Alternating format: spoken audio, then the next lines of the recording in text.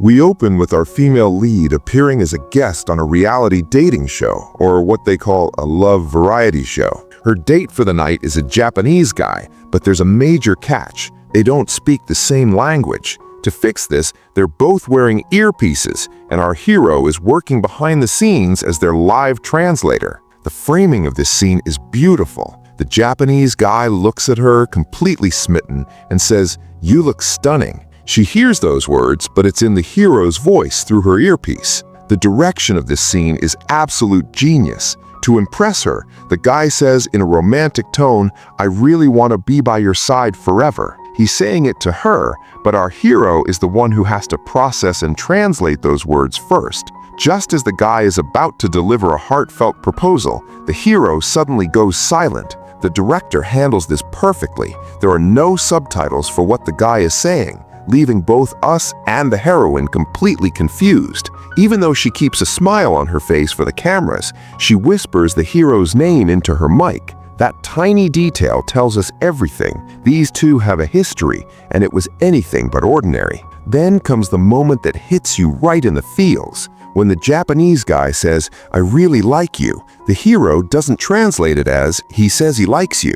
Instead, he says it in the first person, "I really like you." You can see the shift in her eyes. For a split second, she's lost. Is this confession coming from the man in front of her, or her ex-boyfriend on the other side of the earpiece? As she looks toward the camera, it feels like she's looking right through it, straight at him. They both have tears in their eyes, but neither lets them fall. Without a single word of dialogue, the depth of their past is laid bare. But what exactly happened between them? How did they end up here? To find out, we have to go back exactly 1 year. Our hero, Zhou, is a genius translator. One day, while at a restaurant in Japan, he runs into our heroine, Mao-Xie. She's currently in a heated argument with a translation app on her phone, yelling so loud that Zhou can't help but overhear. It turns out she flew all the way from Korea to Japan just to catch her cheating boyfriend red-handed. When they lock eyes, Zhou feels a bit awkward since he didn't mean to eavesdrop.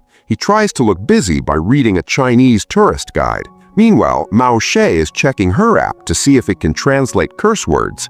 When she lets out a classic Korean swear word, Zhou can't help but smirk. He's probably thinking, "Give it a rest, everyone knows that one." Suddenly, Zhao's phone rings and he starts speaking fluent Korean. Mao-Xie is furious. She thinks he was faking being Chinese just to spy on her. Zhou tries to explain that he wasn't faking. He actually knows Chinese too. To prove it, he shows her the 4 or 5 language books he's carrying, claiming he knows English, French, and Italian. Mao-Xie isn't buying it. She thinks he's just a massive show-off. Right then, an Italian kid at a nearby table has a severe allergic reaction. Zhou springs into action, speaking perfect Italian to the parents and calling an ambulance. Since the father has an injured hand, Zhou even carries the kid to the ambulance himself. When he gets back, he finds Mao-Xie has been guarding his bag.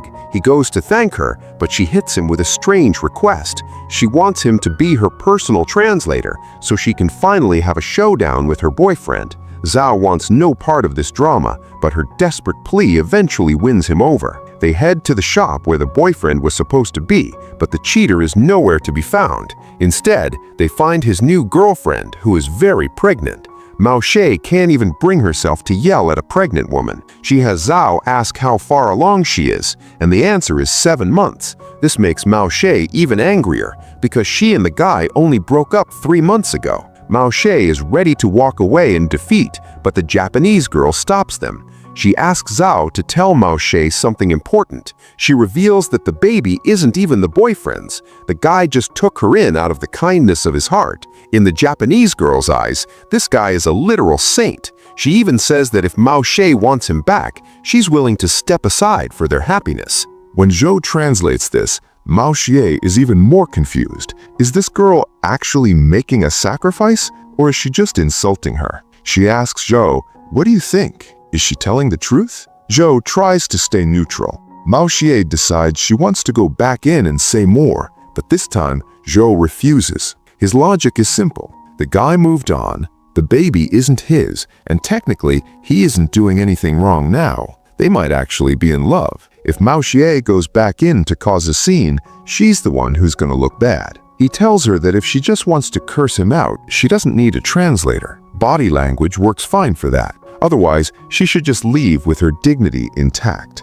As Zhou starts to walk away, Mao-Xie stops him with a question. You said you don't judge people, so why are you judging me? If they're in love, what about my love? She explains that her ex had broken up with her many times before, only to come crawling back. She thought this time was no different. She came to Japan just for one answer, so she could finally close the chapter on this painful story. With tears in her eyes, she asks, "Please, can you just translate my love for me?" That really gets to him. He agrees, and they go back to the Japanese girl. Through Zhou, Mao-Xie discovers that the guy was seeing this girl the entire time they were together. He was a cheater, plain and simple. Mao-Xie keeps her cool and wishes them well. But then, the Japanese girl drops a bombshell. She claims she knew the guy way before Mao-Xie did. In her mind, Mao-Xie was the third wheel who came out of nowhere. She goes even further, saying the guy only dated Mao-Xie out of pity because her family had abandoned her. Mao-Xie doesn't understand the words, but she can see the condescending look on the girl's face. She looks at Zhou, waiting for the translation. Zhou knows that if he tells her the truth, it'll break her. So he decides to lie. He looks the Japanese girl dead in the eye and introduces Mao-Xie as his own girlfriend. He gives the girl a piece of his mind to protect Mao-Xie's honor and then tells her, "Let's go. There's no point talking to these people." He takes her hand and leads her out. Once they're outside, Mao-Xie thanks him. Zhou is about to ask her to dinner, but she misses the cue and says her goodbyes. She tells him, "We're just strangers. We probably won't see each other again." And just like that, they walk in opposite directions. But fate wasn't done with them yet. A few minutes later, Zhou realizes he left his phone with Mao-Xie. Luckily, she hasn't gone far. He runs back to find her. As it turns out, the Italian man Zhou helped earlier had arranged and prepaid a massive dinner as a thank you. Since the food is already paid for, Zhou invites Mao-Xie to join him. She agrees. While they're eating, Mao-Xie says something that catches him off guard. She smiles and says, "Today was a really special day for me." Zhou looks at her in disbelief. She just found out her boyfriend was a fraud. She was insulted, and she was reminded of being abandoned by her family. Yet here she is, smiling beautifully. There's no bitterness in her eyes. She looks at him with a bright grin as if nothing happened. In that moment, Zhou realizes this girl is truly one of a kind. As Mao-Xie smiles, Zhou realizes that this is how she survives. She uses her laughter as a shield against the world's storms. As they walk together toward the restaurant, she finally learns his name is Zhou Haozeng. Now that they're getting comfortable, Mao-Xie shyly admits that she's actually a D-list struggling actress, mostly playing tiny blink-and-you'll-miss-it scenes. To her surprise, Zhou looks at her and says, "I've seen your work." Mao-Xie assumes he's just being polite or trying to impress her. She only had 2 brief scenes in that entire movie, and there's no way a stranger would remember her. But then, Zhou describes her performance in detail, reciting exactly what she did in those scenes.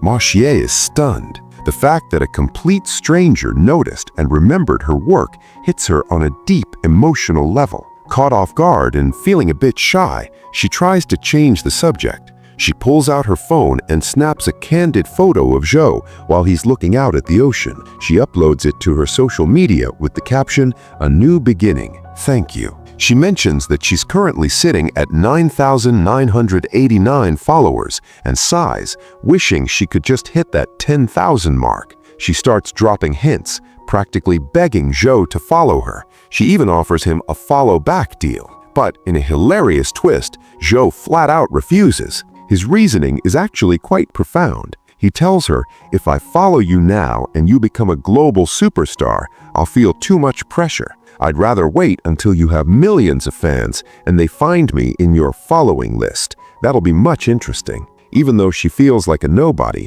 Zhou's words give her a genuine spark of hope for her future. It turns out, Zhou isn't just a genius translator. He's also incredibly perceptive. As they look out toward a distant island with a beautiful observatory, Zhou gets quiet. He mentions that he visited that spot once with a girl, and today happens to be her birthday. Mao-Xie immediately senses the heartbreak in his voice. Despite her own recent breakup, she encourages him to reach out. She tells him that since it's her birthday, he should at least call her and let her know that someone is thinking of her from afar. While searching for the restaurant, they realize they've taken a wrong turn and end up at a railway crossing. Just as they reach it, the signal goes off. Mao-Xie is stuck on one side and Zhou is on the other. With the train about to pass between them, Mao-Xie yells out a bet. "If I find the right way back, you have to follow me on social media." Right then, Zhao's phone rings. It's the girl from his past. She's in the city right now. Zhou is frozen,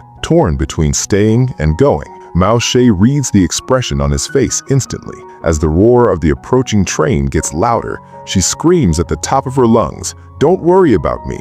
Go. Have the courage to tell her how you feel. Just go." The train thunders past, cutting off their view of each other. Through the gaps between the passing rail cars, Mao-Xie sees Zhou give her a small, grateful smile. As the cars flash by, you have to wonder what she was thinking. Maybe she hoped that when the train passed, he'd still be there. Maybe she just wanted, for once, to be the person someone chose to stay with. But when the tracks finally clear, the road is empty. Zhou is gone. He went to find his lost love. Mao-Xie stands alone, staring at the empty street with a faint, bittersweet smile. She lets out a quiet sigh and whispers, "He's gone." And just like that, the brief connection between two strangers in a foreign land comes to an end. They never got their dinner, and they never even exchanged numbers. Mao-Xie's only regret? "Man, I wish he had at least followed me before leaving." The scene shifts. Shortly after returning to Korea, Mao-Xie's luck completely changes.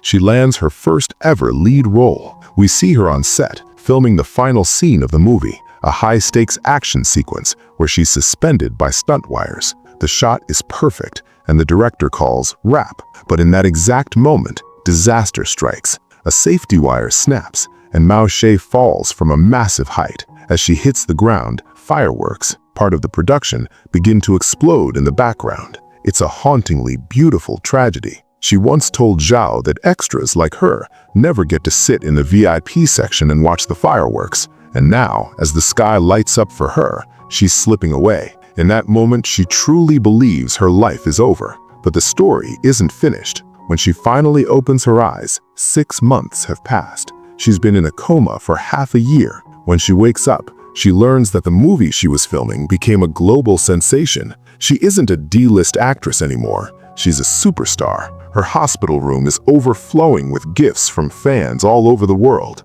Everyone is celebrating her recovery. Amid the chaos, Mao-Xie picks up her phone. She remembers that photo she posted in Japan 6 months ago, the one of Zhou looking at the sea. She expected it to be buried and forgotten. Instead, she sees that the post has over 1 million likes. Thousands of people have left comments praying for her to wake up. And there, at the top of her notifications, is a specific name. Zhou found her. He finally gave her that follow. Mao-Xie's life truly did become a new beginning, just like her caption predicted. Everything she had lost, the universe gave her back tenfold. That's the story of Can This Love Be Translated, a masterpiece that has been taking the world by storm. With an IMDb rating over 9.2, it's being called the best romantic melodrama of the year. The film leaves us with a powerful message. Life is a lot like translation. Sometimes we understand the language but miss the meaning, and other times, two people can connect perfectly without saying a single word. The timing for Zhou and Mao-Xie might have been wrong, but the impact they had on each other's lives permanent. What do you think? Did Zhou follow her because he truly loved her, or was it just a gesture of gratitude? Let me know in the comments. If this story touched you, hit that like button. It really helps the channel out. For more emotional and cinematic recaps like this, make sure to subscribe. I'll see you in the next one. Until then, take care.